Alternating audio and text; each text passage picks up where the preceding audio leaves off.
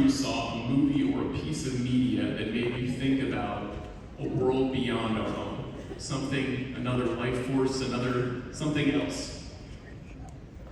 There's a lot of smart-ass answers I could give to that question, but I'm not going to go there.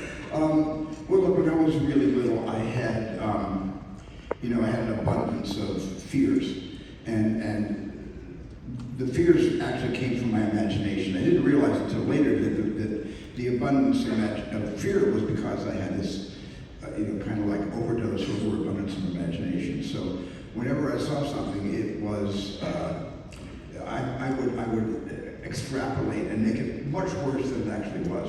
So my first experience in the world of, like you could just say fantasy or science fiction, not so much science fiction, more fantasy, was the films I grew up with as a little kid, that my parents felt it was safe to take me to a Walt Disney film, when that was the least safe thing they could have done.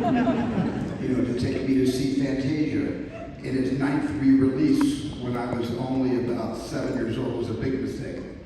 And because that's where the imagination kind of gets the best of me, because I saw Fantasia, and there was a sequence called the Night on Bald Mountain sequence, and it just destroyed me for the next year. I couldn't sleep. It was the scariest thing I'd ever seen. But what I wanted to do, my impulse was, when something scares me, I want to create some kind of talisman to protect myself. So I would do things to my sisters to scare them.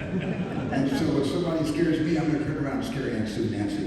And that's kind of how the whole thing started, with me wanting to find some kind of an outlet to be able to exorcise the demons of fear and put it on someone else, right? Take it out of me and put it on someone else. And that's sort of where the whole movie thing started for me. I've heard